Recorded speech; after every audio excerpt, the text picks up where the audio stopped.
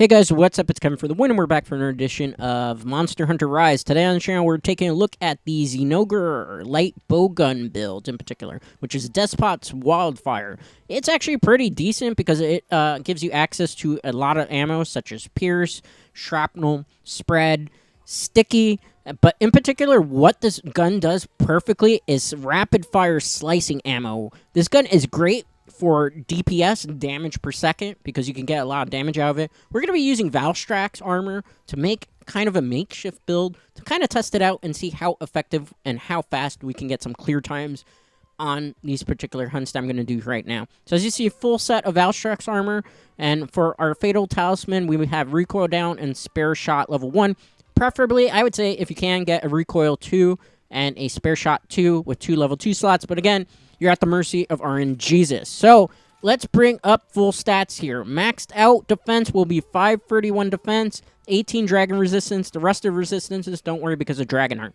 Skill-wise, Dragonheart level 5, attack boost level 3, resentment level 3, resuscitate level 3, weakness exploit level 3, spare shot level 3, reload speed free, steadiness level 2, and recoil down free. Everything you need for a light bowgun build here, and to just maximize your clips and your ammo and not worry about deviation.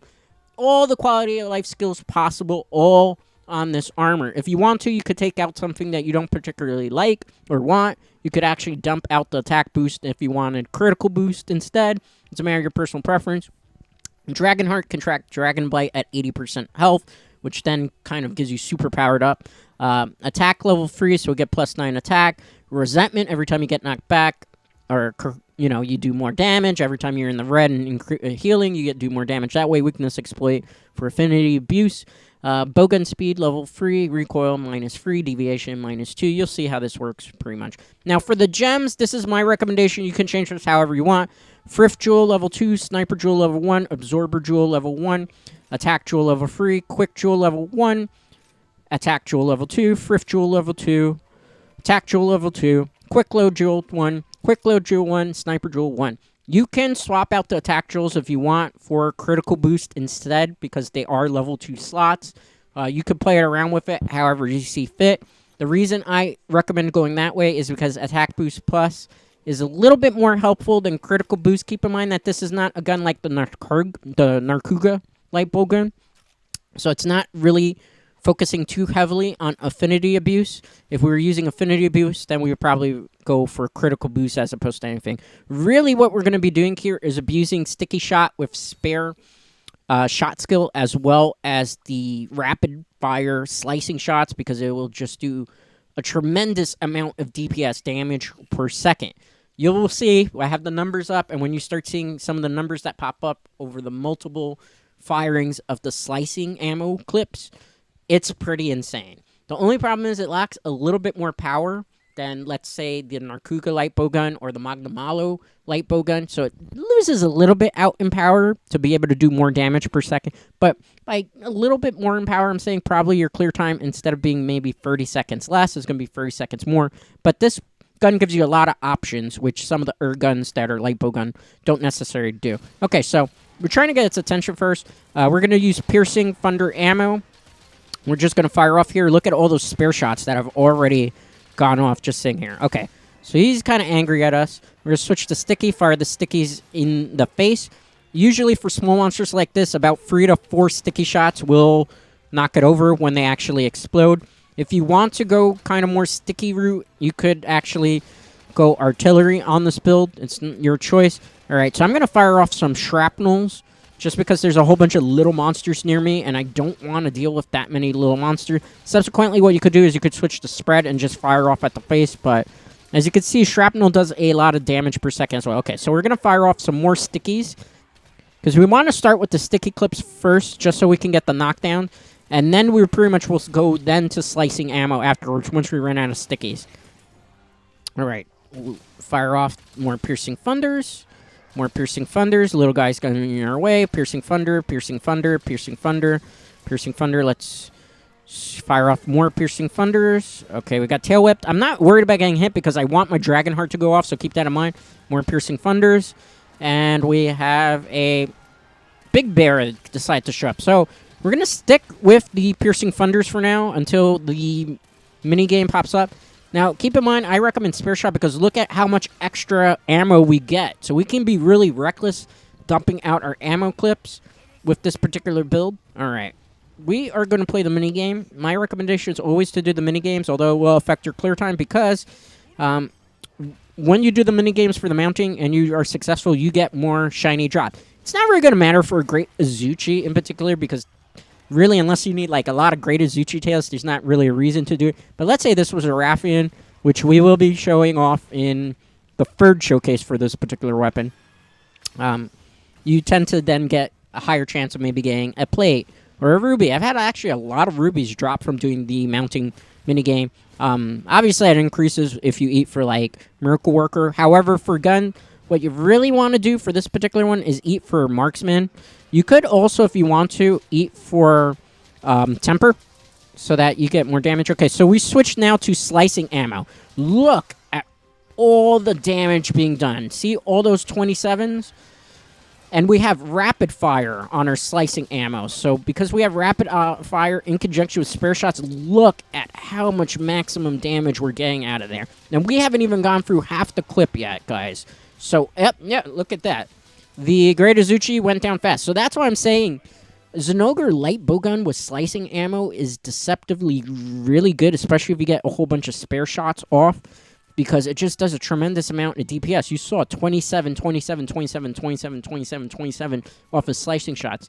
And you're looking at anywhere between doing like maybe 200 or 300 damage in those rotations of just firing off some of those clips. So definitely very, very good. The other benefit is obviously unlike some heavy bow guns, which do actually focus on slicing and clusters, Lightbow gun gives you a lot more mobility. You can move around. You can set down chargers if you want to. You don't really need to use the chargers for this particular build because you're just doing so much damage. Now, there are going to be times when you run out of slicing ammo. If you want, you could bring materials for slicing ammo, but the piercing shots that you have, because you have piercing 1, 2, and 3, as well as also having access to spread 2 and shrapnel 2, you're going to be able to do a lot of damage. And, like, let's say you would still maintain your DPS. What you would do is after you run out of slicing ammo, switch to shrapnel. After you lose out on shrapnel, you could do spread if the monster is one of those ones you could get up close and personal with. If not, then you would probably then start dumping the pierce ammo instead.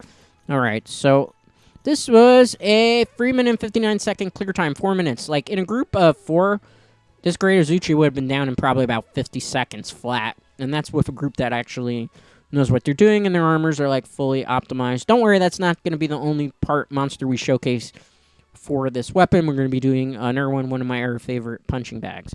Alright, so we're back. This time around, I want to show you a slower, heavier monster to show you how effective this particular set build is going to be. So we are fighting my other favorite monster to beat up on the Tetradon. So, same strategy as before. We are going to start with the sticky ammos to try to get some KOs going. You can also, like, gem and slugger if you want, but you have to then forego some of the abilities that I've already gemmed on this particular armor. Lucky Life. Do I really need that Lucky Life? That is a great question. Nah, let's just ignore that Lucky Life. So, okay, let's get the bones and try to do this. Did I get the bones? No, I actually skipped over the bones, so that was okay, not bad. Let's just go to our target, guys, shall we? So, again, we're going to start with sticky ammoing the face so we can secure KOs, and then from there we'll kind of go into our slicing, and then from there we'll switch rotations when necessary. I need to get its attention first, so let's fire off some Piercing Thunder ammo on its face. Keep in mind, you always want to target the face on a lot of these monsters because that is their weak spot. So keep in mind, with weakness exploit, critical hit, you're doing more affinity. Okay, so now we got its attention. Let's start firing off our sticky shots. You can also do ammo up if you have room on it for the build. It depends on your talismans, really. If you have like 2 level 2 slots, you have more options available to you. All right, so we're going to fire off more sticky shots. Usually for monsters like that, 2 or 3. Okay, that's fine. Now we're switched to slicing. We're going to slicing on the face, and you're going to see how much damage we just do. 17, 17, 22, 17, 17, 22, 17. And we have rapid fire. Keep that in mind. So we were able to fire off a lot of these, doing a lot more damage. Okay, same strategy as before. Choom choom. Pew pew pew. as you can see. I really don't want to waste slicing shots when it's not facing forward at me. So we'll use piercing thunder ammo because, like it says in its name, piercing, it pierces through skin. And we'll get to your weak spot if you're in the right direction. Let's move out of the way here. Try not to waste your slicing shots outside of using them on the weak spots of a monster. Weak spots, for those of you who are not familiar, you're going to see yellow numbers popping up. If you're not seeing yellow and you're seeing gray, you're not doing it right. All right, so let's get the rest of the slicing unloaded. Let's dodge out of the way here. All right. He's not too happy about that. Let's fire off some slicings, trying to get him to turn around here. All right. Again, firing at the face, because here, for this particular monster, you're going to be doing the most damage. If you want to, like, cut off a tail, you could also just go slicing and tail. This monster's tail, to my knowledge, doesn't come off. I've never seen it come off. However, like, for a Raffian, if you want to do the tail slice, you could do that. The only problem is you can probably not do as much damage as opposed to going for the face with the slicing ammo. Okay, let's fire off more. We have 2 left. Okay, now we're going to switch to the piercing thunder ammo. Targeting, again, the face. As you see here, let's dodge out of the way, because he's going to do his foot stomp. As you can see, sometimes you have to also get lucky with the spare shots. Sometimes they go off quite a lot, and then other times they don't. Preferably, you like to see a lot of spare shots go off when you're using slicing or sticky ammo. Other times, not necessarily so much. Okay, he knocked over.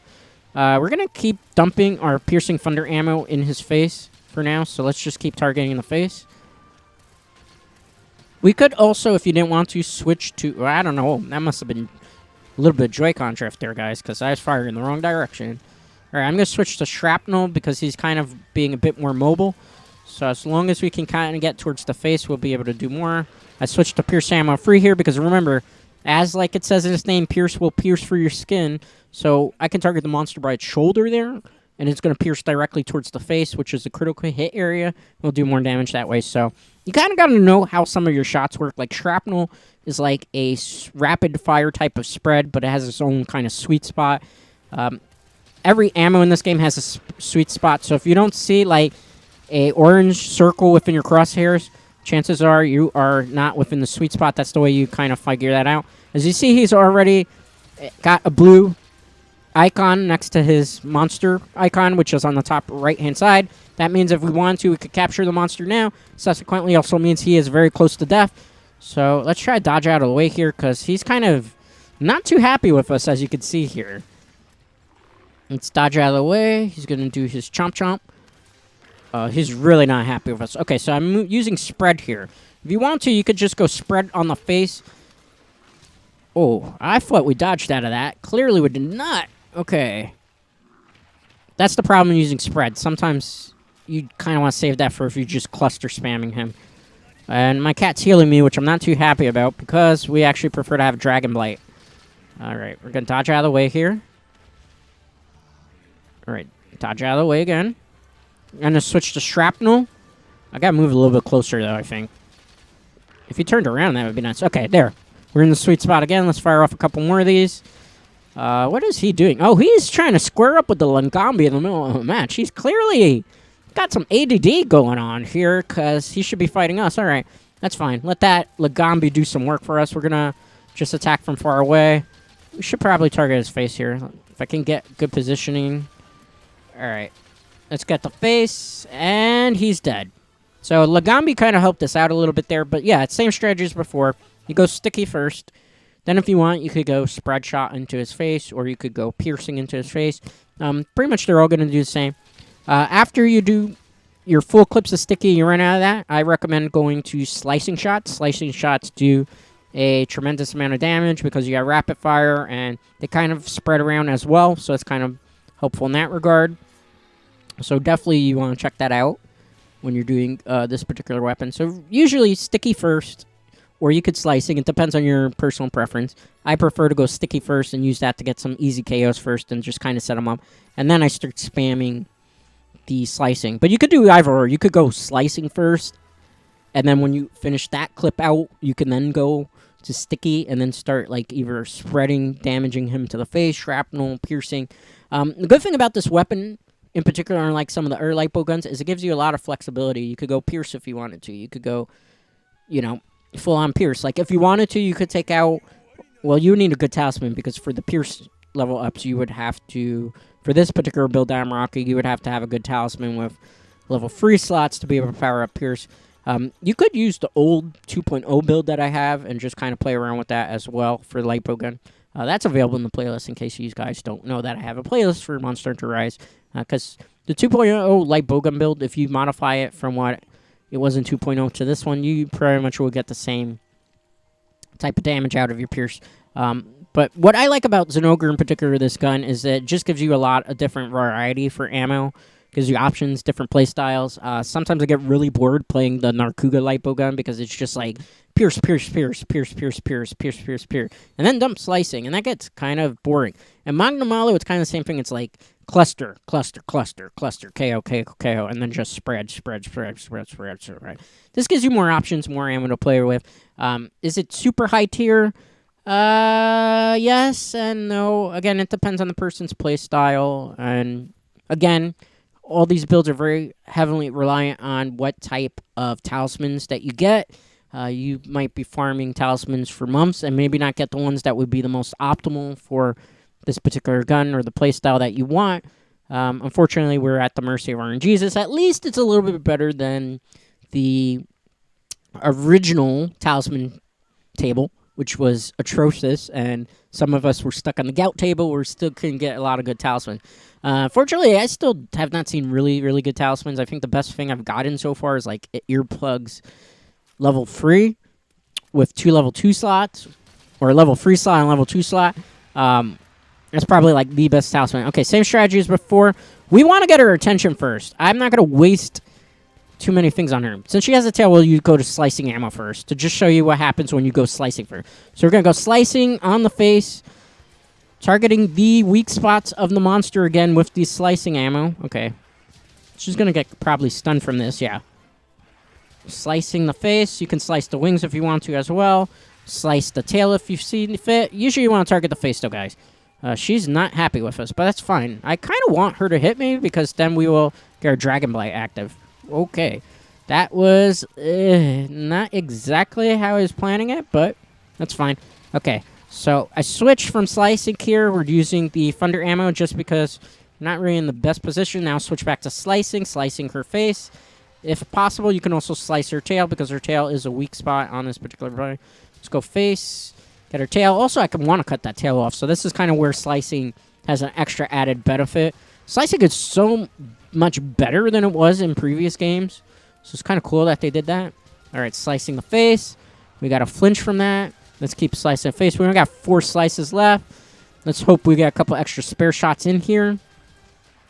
All right, she's really, very pissed. All right. All right. Target the face. And we are now officially out of slicing. So I am going to fire off a couple of these paralyzings. See if we can kind of lock her in place. Okay, let's switch to thunder ammo. Let's dodge. Dodge. Dodge. Okay, target the face with stickies. Now we're going to start trying to work on some KOs on her because we ran out of slicing. All right, got the KO down. Let's switch to spread. See, you have the option to, just like with the Magnum Malo, just go spread in her face after you've knocked her down from sticky ammo. The only problem is, unlike the Magnum Malo that has access to a lot of sticky ammo, this gun only has access to sticky level 1. So, all right. I don't want to waste the last 5 stickies if she's running away, which she is. Let's get them off. Let's go thing. I'm not going to heal up because, remember, I'm using the Valstrax armor. The only reason it looks different is because I'm using a layered armor of the Ragi armor. So, all right. So, we need to get her attention again. I don't want to waste a sticky. Let's hit her. All right. Hey there. Oh, yeah, she didn't like that. But she activated her Dragon Blight, so we're happy about that. Sticky the face. Let's see if we can hopefully get one more knockdown before our ammo runs out. You could bring materials if you want to make more sticky. I don't have a lot of materials available. All right, we didn't get the KO that time around. That's fine. But we did get a lot of damage to our face, though. So that's really all we really care about. I'm going to go shrapnel here because you can see this is our option for damage per second on this gun. Because you could just stand back significantly far away and just go unloading your shrapnel clips. And because it's shrapnel level 2, you do significantly decent chunk of damage. She's really not happy with us, guys.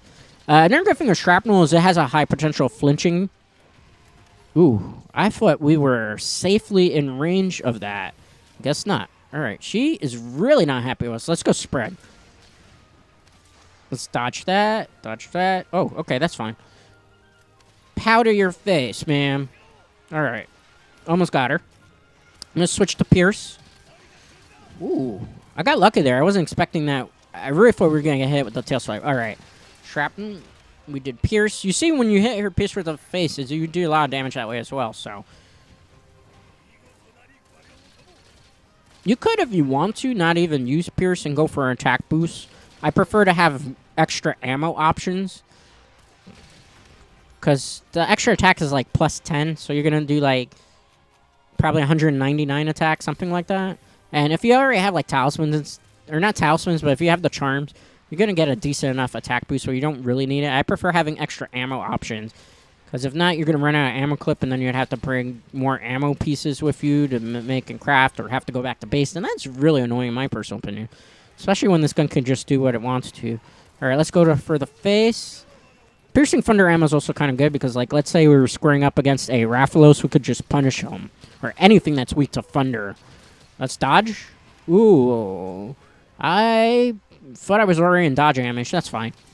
We're so tanky, we could take that fire and just, like, laugh in her face. She can't KO us in the Valstrack armor no matter how hard she tries. Even if she poisons us, we're fine. Alright, let's move out of the way because she's going for a tail swipe. You see the blue icon on the left-hand side? So this is a pretty fast clear time anyway for a Rathian solo.